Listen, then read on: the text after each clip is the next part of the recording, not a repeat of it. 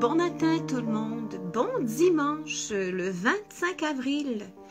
Venez vous installer, merci d'être présent, d'être là ce matin, cet après-midi ou ce soir, dépendamment quand vous regardez cette capsule. Vous êtes nombreux en fait à me dire « Ah, ça me fait du bien ». Ben sachez que ça fait du bien à moi aussi. Alors, heureuse que vous soyez présente. Aujourd'hui, le 25 avril, sachez que c'est la fête des marques. Marc, Marco, et est-ce que vous savez d'où vient Marc? Ben, du latin, Marcus. Ah, ça, c'est un personnage, la Pat' Patrouille. Vous le savez sûrement, vous qui avez des enfants et des petits-enfants. En tout cas, moi, j'en ai une de 4 ans et demi qui adore Marcus. Eh bien oui, ben merci tout le monde d'être présent, d'être là. Je vous embrasse, moi aussi. Évidemment que on fait avec ce qu'on peut, bien sûr. Hein? Ne mettons pas l'énergie sur les choses qui nous manquent. On va en parler beaucoup aujourd'hui, entre autres. Alors donc, évidemment, vous êtes plusieurs de votre côté à allumer petite bougie. Petite bougie pour les marques, les Marco, les Marcus, bien sûr. Et également, histoire de dire merci au mois d'avril. À ce qui s'en va. Tranquillement, il achève. Hey! Il nous a amené le printemps. Bon, on est d'accord qu'il y a eu 2 jours cette semaine où ça avait l'air plus de l'hiver que du printemps. Mais ça l'a permis de faire des beaux contrastes.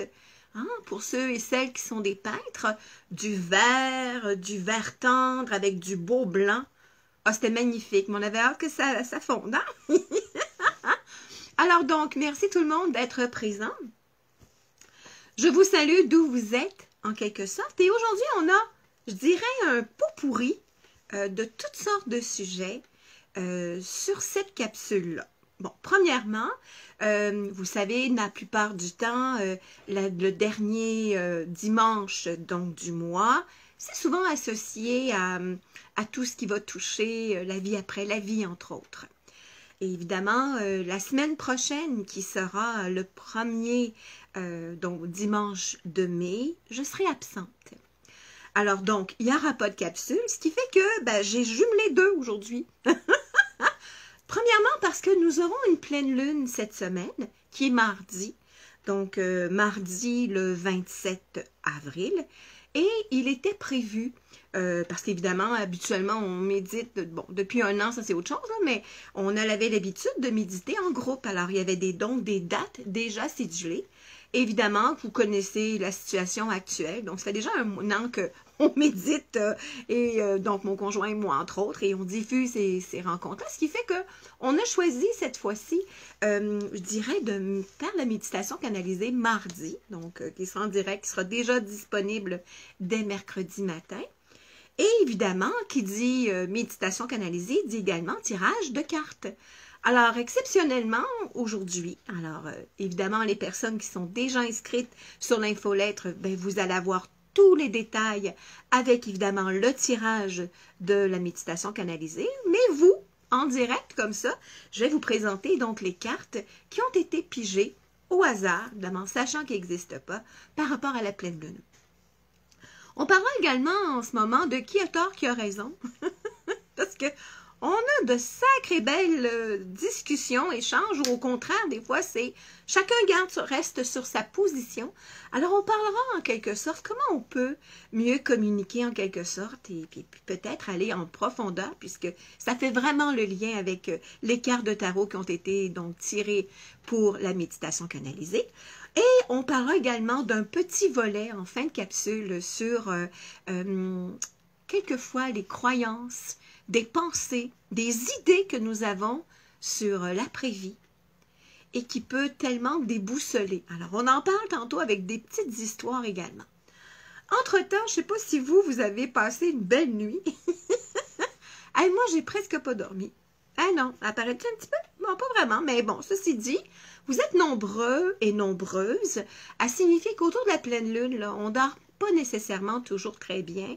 Bon, évidemment, on sait que ça peut être évidemment la lumière diffusée par la pleine lune qui fait que ça rentre dans la chambre et puis ça peut nous déstabiliser. On pourrait parler de ça en quelque sorte, mais sachez qu'évidemment, pendant les temps de pleine lune, il y a toujours une suractivité d'énergie, ce qui n'est pas le cas en lune noire. Hein? La Lune, lorsqu'elle est complètement noire, en fait, elle n'est pas disponible et visible sur le plan terrestre, de la Terre en tout cas.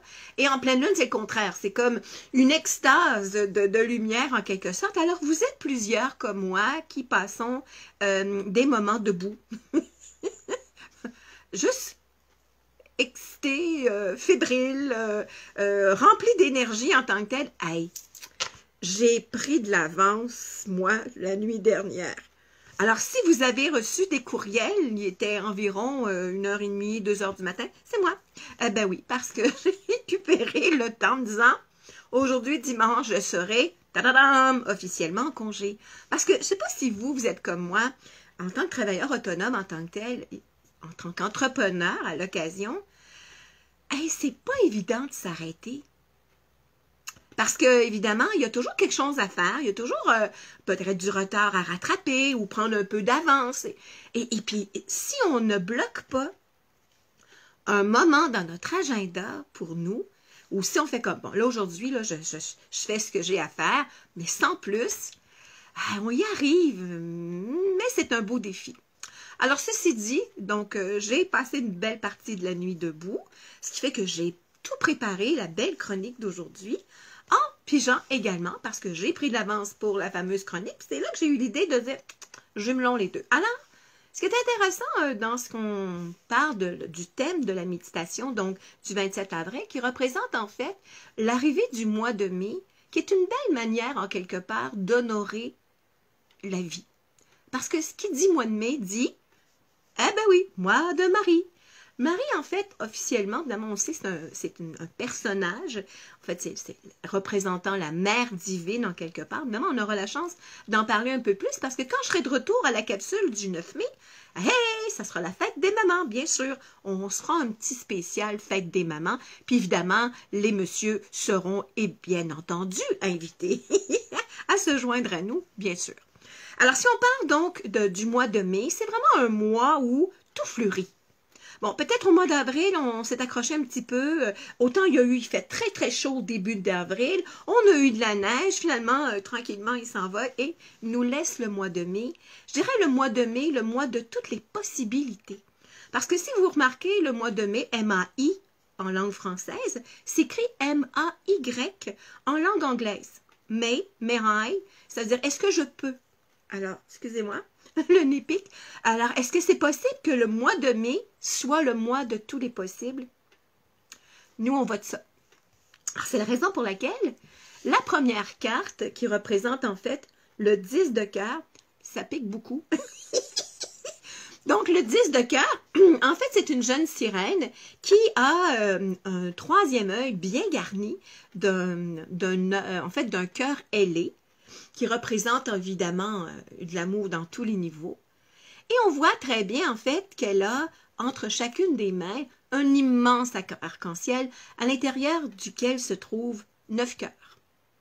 Bon, on se rappelle de l'arc-en-ciel, hein, au début de cette situation pandémique-là où on fait comme « Hey, Seigneur, je suis même plus capable de le voir en peinture. » Non, non, non, non, non, non, non. Allez pas là-dedans.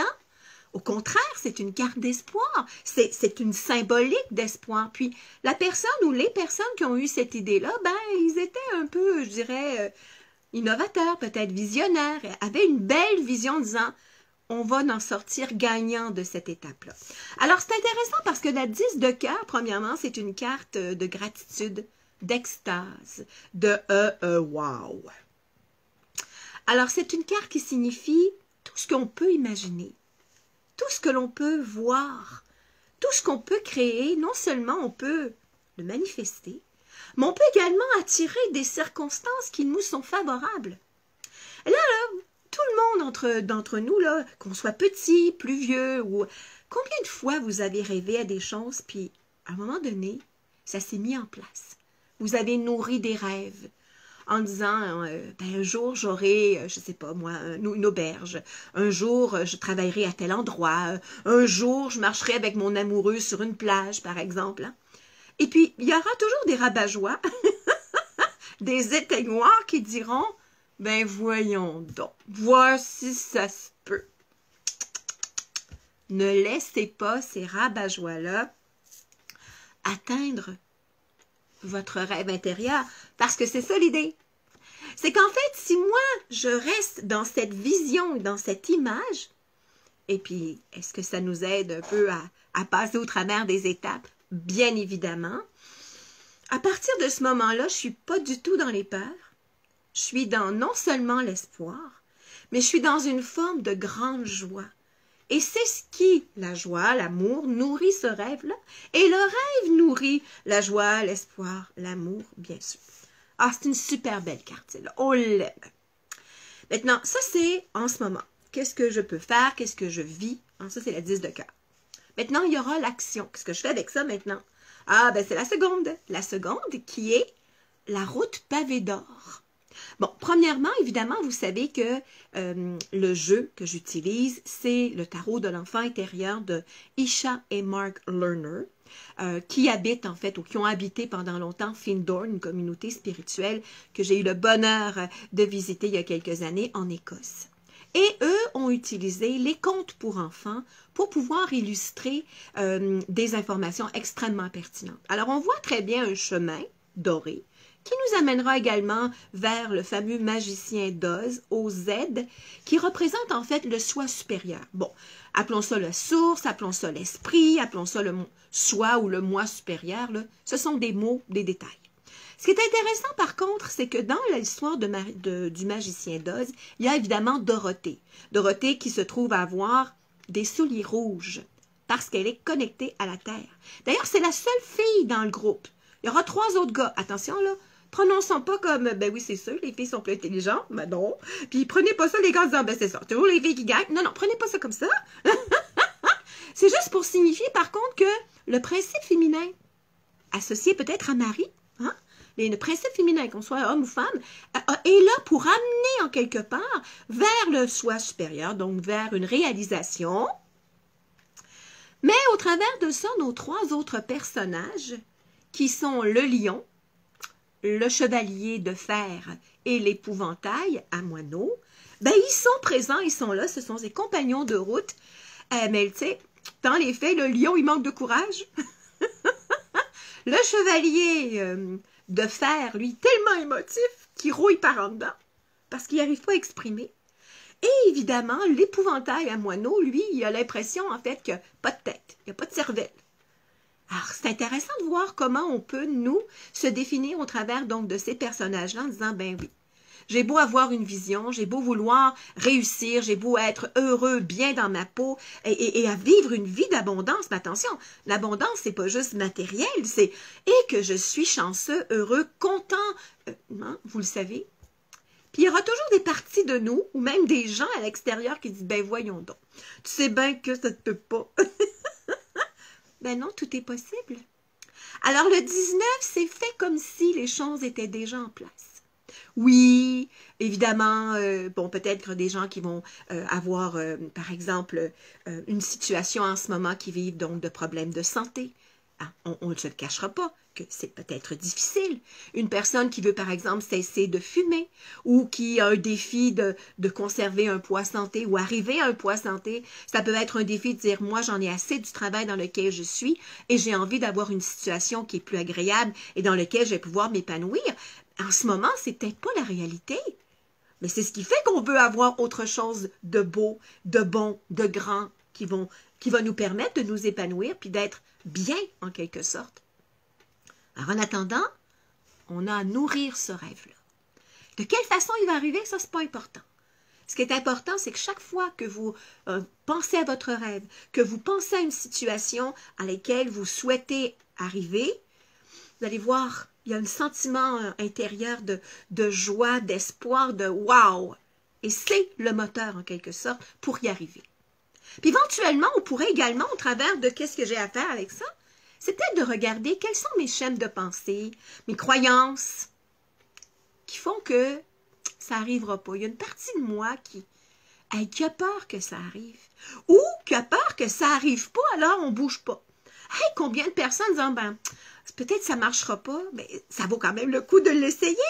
Oui, mais tout à coup que ça fonctionne. Ça vient de changer complètement la donnée, bien sûr. Et c'est ça, la 8 d'épée, qui est la résultante. Alors, la 8 d'épée, là, souvent, c'est une carte qui fait comme « Oh, wesh! » Bon, moi, j'ai une petite cocotte de 4 ans et demi qui aurait dit « Bleu! » Je trouve ça tellement cute. Mais bon, ceci dit, la 8 d'épée, on le voit, elle est plutôt sombre. Mais attention, elle n'est pas noire pour autant. Mettons qu'elle est bleue, foncée, ben noire. Mais au fond, on est à l'intérieur d'une grotte. Et le but derrière ça, c'est la grotte qui représente les profondeurs. Alors, ça peut être les profondeurs de la psyché. Ça peut être les profondeurs également de pouvoir avoir des racines encore plus enracinées dans le plan terrestre, donc en profondeur. C'est peut-être aussi d'aller voir, mais quelles sont les parties de moi qui bloquent? Quelles sont ces croyances limitantes et limitées? De qui je retiens, moi? Du côté de maman ou du côté de papa? Est-ce que le verre est toujours plein ou il est à moitié vide? Ce sont ce genre de réflexions-là qui nous amènent en fait à réfléchir et à aller un peu plus en profondeur. C'est tellement important. Et si vous remarquez en ce moment avec tout ce qui se passe, que ce soit, bon, évidemment, avec la situation pandémique que l'on vit, bon, c'est pas simple, on le sait, il y a des restrictions, il y a des couvre-feux, etc. Et puis là, évidemment, je dirais que quand vous rencontrez quelqu'un, vous remarquerez, vous appelez un proche, un ami, par exemple. Quelle est la question la plus présente en ce moment? Pas juste il fait pas beau, il va faire beau, il fera pas beau, il a neigé, il va neiger, il a plu, il va pleuvoir encore. Bon, non. C'est, ben oui, êtes-vous vacciné? Bon, là, vous savez, ça peut tellement créer de conflits. Ça peut tellement créer de chicanes. Parce que chacune des personnes reste sur ses vérités. Moi, j'y crois pas. Oui, non, bon, peu importe. Et rappelons-nous que nous rentrons dans l'ère du Verseau, qui est l'ère de la communication. On a tous les appareils pour communiquer, on ne sait pas comment communiquer. Parce qu'on n'entend pas, on n'écoute pas ce que l'autre dit. Et on n'a pas toujours l'impression d'être entendu, d'être écouté sur ce que l'on dit. Alors, bien sûr que qui a tort et qui a raison, il n'y a personne qui a plus tort et qui a plus raison. Ce qui est important, toutefois, c'est est-ce qu'on peut se permettre d'aller un peu plus en profondeur? Bon, que ce soit dans un but de s'informer, pourquoi je suis d'accord, pourquoi je ne suis pas d'accord, pourquoi oui, pourquoi non. Et est-ce qu'on peut juste respecter l'autre dans ses choix? Si la personne a besoin d'être sécurisée puis de rassurer, allons-y. Si la personne qui dit non, moi je maintiens ma position pour telle et telle raison, est-ce qu'on pourrait juste simplement se dire entre nous, attends une minute là, coupe-moi pas la parole, parle pas fort, crie pas après moi, on va s'asseoir, puis on va prendre le temps d'échanger, de parler, de discuter, de s'entendre et de s'écouter. Puis peut-être qu'à la fin de la conversation, on n'aura peut-être pas changé l'idée de l'autre. Puis l'autre ne sera peut-être pas nécessairement d'accord avec le choix ou le non-choix, mais on aura communiqué. À partir de ce moment-là, c'est un peu ça le respect. Qui dit, ah ben moi, là, la tradition hébraïque, c'est la meilleure. Alors qui dit, oh non, non, la tradition chrétienne, oh non, non, islamique, peu importe, là. Hey, ça fait des milliers d'années qu'on chicane, peux-tu arrêter ça? Puis il y a du bon dans tout. Et si on se faisait une façon en ce moment d'universaliser nos pensées, hein? Parce qu'il y a du bon dans tout. Puis tout ça m'amène en quelque part à une histoire que peut-être que vous avez déjà vue, lue. En fait, moi, c'est quelqu'un pour vrai qui m'a raconté cette histoire-là. Parce que dans les faits, vous savez, là, de façon intergénérationnelle, là, il y a des recettes qui passent le temps. Que ce soit des plantes qu'on se transmet d'une famille à l'autre, il y a des recettes également. Et en fait, pour faire plaisir, justement, à la fête des mamans là, qui s'en vient dans quelques jours, en fait, un jeune couple, en fait, c'était la fille dans ce cas-ci, qui avait choisi d'honorer une recette ancestrale, mais dans ce cas-ci, de la mère de la grand-mère, donc son arrière-grand-mère. Et c'est une espèce de ragoût de quelle origine, là, je ne pourrais pas vous le dire.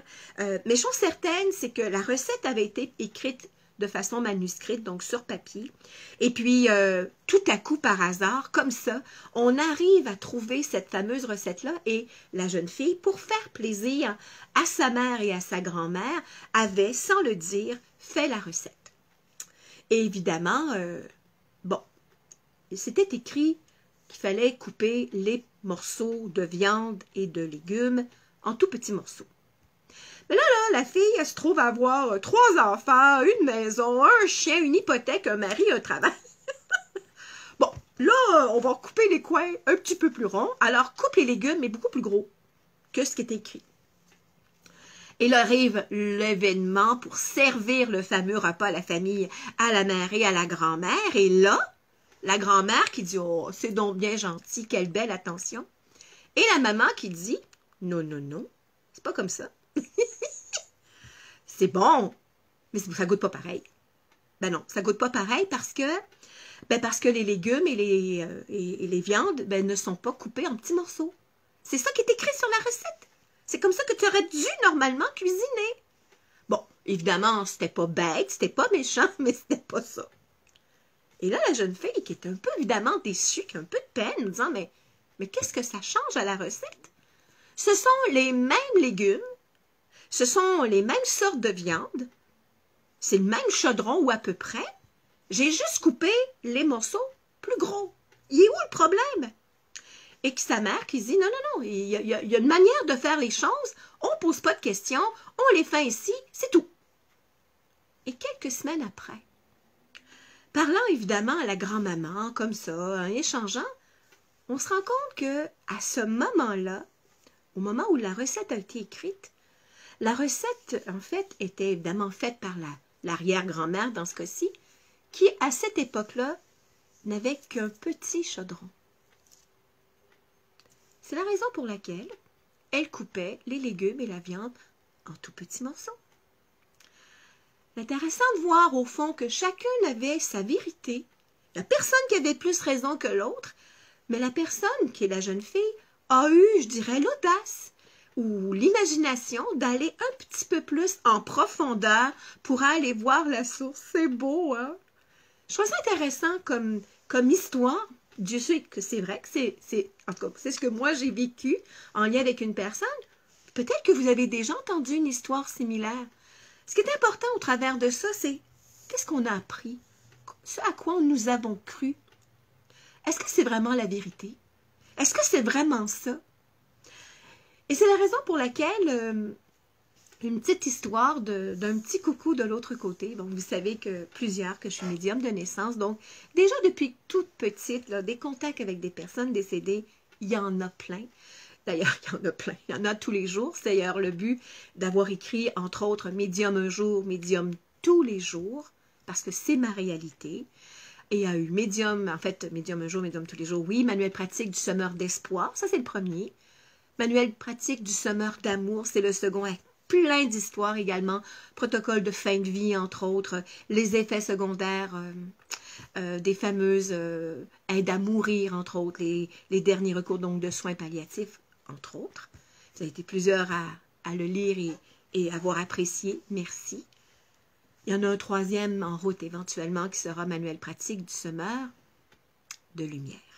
En attendant, cette histoire-là, en fait, elle est en lien avec un des élèves, en fait, une personne qui a suivi plusieurs formations avec moi, entre autres, et qui se trouve à être, lui, c'est un homme, et son frère d'origine judaïque, donc en fait de tradition juive, judaïque, hébraïque. Bon.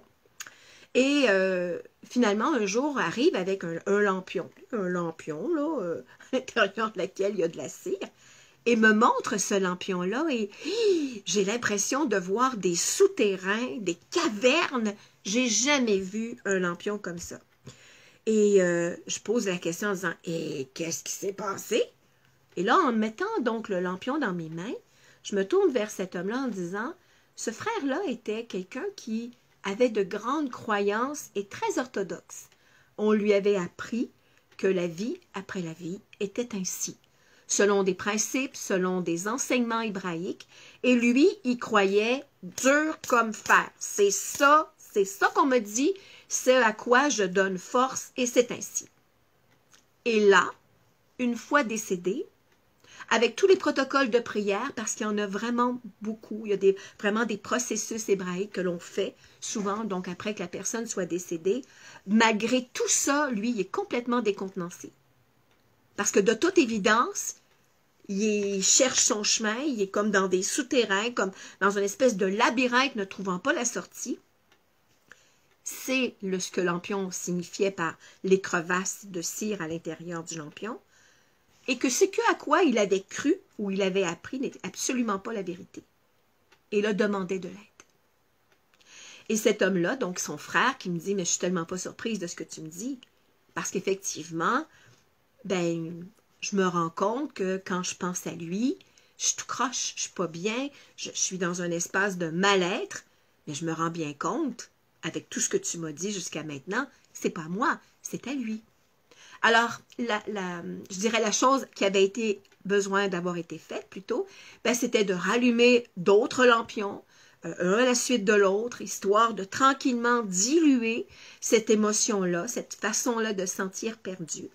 Et au bout de 3-4 lampions, je ne me rappelle pas de ce détail-là, le lampion, une fois éteint, était complètement transparent. Donc, il n'y avait plus de cire, il n'y avait surtout plus de crevasses en quelque part. Donc, c'est intéressant de voir au fond que on a des idées quelquefois préconçues, des idées bien arrêtées, mais sans en connaître en profondeur le sujet. Alors, bien entendu qu'on peut être surpris, pris de court, on peut mettre même en panique, puis là, ben, quelqu'un me dirait, moi, mais Joanne, une fois qu'on est décédé, là, on n'a vu plus d'émotion. Erreur. Sachez que vous êtes exactement pareil quand vous êtes décédé que quand vous êtes vivant. J'ai l'habitude de dire en conférence et en atelier, un vieux schnock mort était un vieux schnock vivant. Il y a très peu de vieilles schnocks. Ça, c'est pas vrai. Donc ça, c'est une première vérité. Une autre histoire, en fait, d'une jeune fille qui était venue me voir il y a quand même quelques années de ça, tout en peine. Et son copain était derrière elle, à côté d'elle. Il tenait la main, il était vraiment présent. Et là, je veux spécifier quelque chose. Évidemment qu'on a toujours le goût, c'est toujours plaisant d'avoir des nouvelles d'une personne décédée, mais sachez que ce n'est pas le but. Nous, en tant que médiums, nous ne sommes pas là pour établir un contact. En fait, ce n'est pas nous qui allons chercher la personne. La personne décédée, elle a quelque chose à dire, histoire de s'apporter un espace de bien-être ou peut-être des compréhensions pour les gens qui sont vivants autour d'elle, mais ça s'arrête là. Notre rôle, ce n'est pas absolument d'aller chercher quelqu'un. Évidemment, c'est un manque de respect.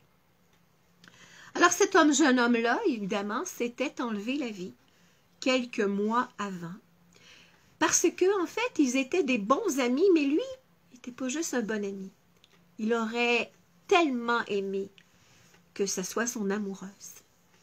Et elle l'aimait bien, et elle l'aimait vraiment beaucoup, mais pas pour être amoureuse à temps plein pour toute la vie. Alors, lui, il avait choisi, suite à une émission qu'il avait regardée, une émission américaine ou une série américaine en fait, où lui avait compris que la personne, une fois décédée, pourrait devenir un peu un guide ou un ange gardien pour la personne qu'il aimait de son vivant.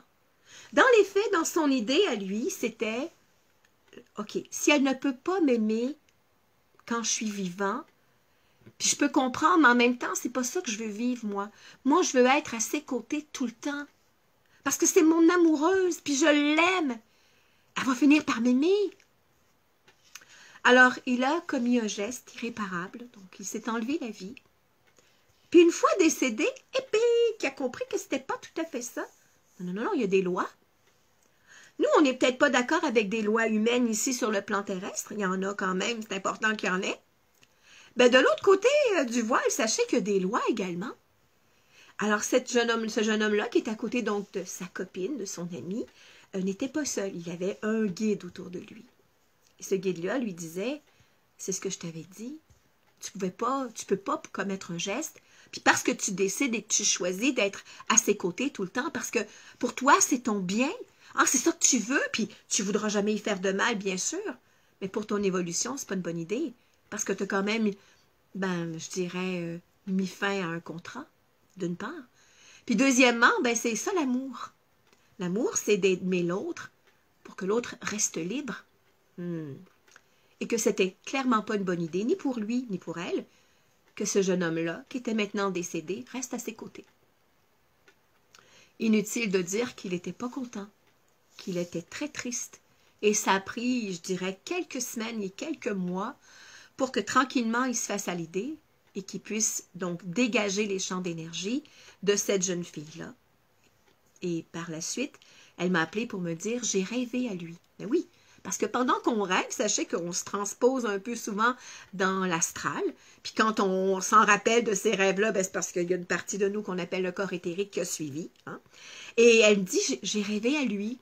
Il m'a pris les deux mains, m'a regardé dans ses yeux en me disant « j'espère que tu me pardonnes, bien sûr, et je souhaite que tu sois heureuse avec quelqu'un d'autre. » Et pour te montrer qui sera le bon amoureux, parce que je tiens quand même pas à ce que ce soit n'importe qui, ce jeune homme-là, il lui avait dit, lorsque tu verras une rose rose dans ton entourage, en lien avec le jeune homme qui rentrera dans ta vie, ça sera un petit coucou pour moi, pour te dire, c'est le bon, tu as ma permission, mais surtout, pas juste ma permission, c'est que c'est un jeune homme qui saura t'aimer autant que moi je t'ai aimé.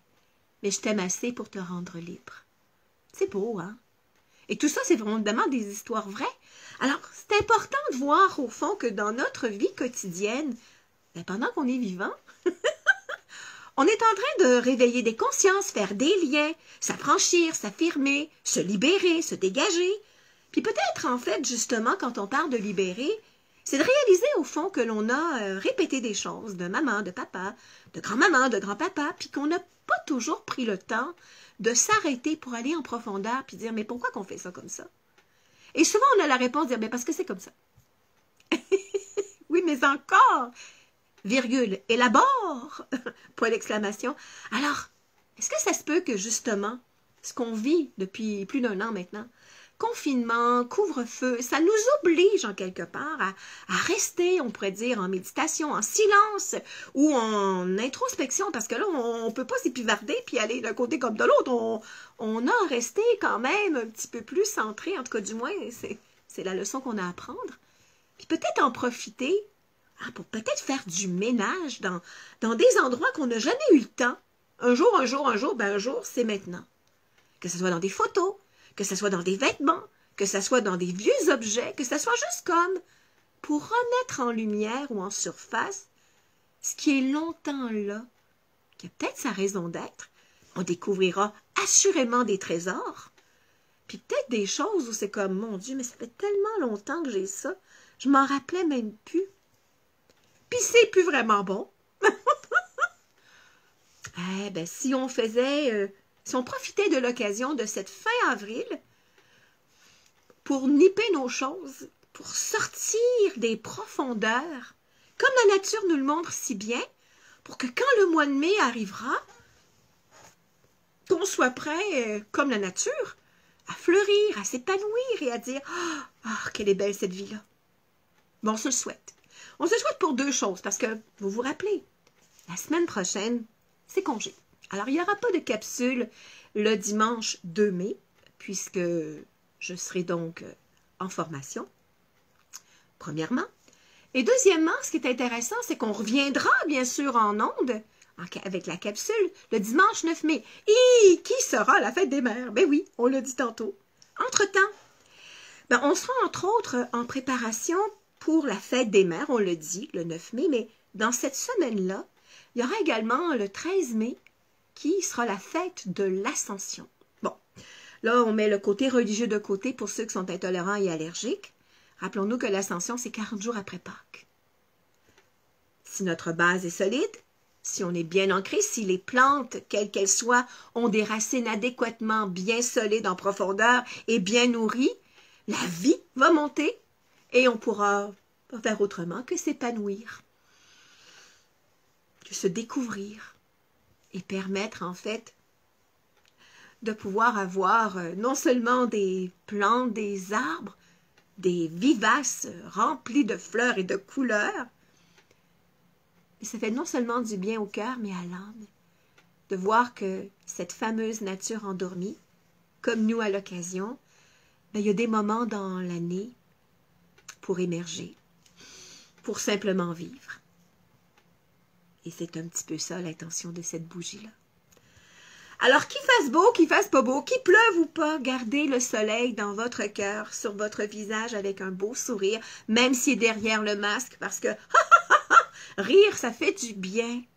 Et sourire, même derrière un masque, ben, ça amène des petites étincelles dans vos yeux. Et ça, on peut le voir. C'est ce qui peut tellement faire une belle et grande différence. Alors, je vous souhaite, et je nous souhaite évidemment, une belle semaine à venir. Et puis, on va conclure ça avec les « c'est super ». C'est super, ouais! En disant merci à ce beau mois d'avril qui nous aura permis de nous découvrir d'un petit peu plus qu'un fil. Bien que la tuque était demi cette semaine, là. Mais bon. Vous êtes prêts? On y va. C'est super! C'est super! Ouais! Et qu'on est bon. C'est super! C'est super! Ouais! C'est comme si on faisait du beurre, hein? Une baratte à beurre. C'est super! C'est super! Ouais! Hey, merci tout le monde. Merci d'avoir été si nombreux. Merci d'être là toutes les semaines, en différé, dans votre bain, dans votre lit, dehors, peu importe. Ben, ça fait du bien, bien sûr. Ça nous permet d'allumer un petit peu nos neurones, de pouvoir apporter de l'amour, de la joie, de l'espoir. Puis ça, ben, gonflé comme ça, on peut le répandre un peu partout, même s'il pleut. En vous assurant qu'il y a toujours du soleil derrière les nuages. Puis que si c'est une journée un petit peu plus tristounet, parce que ça peut arriver, ça nous arrive tous, ben, soyez comme un beau soleil, tout à coup, pouf! On réveille cette énergie de lumière dorée, vous allez voir, ça va faire toute une belle différence. Bon dimanche, à dans 2 semaines, donc dimanche le 9 mai, préparez-vous, on fête la fête des mères, bien évidemment. Je vous embrasse, je vous aime et puis, bye!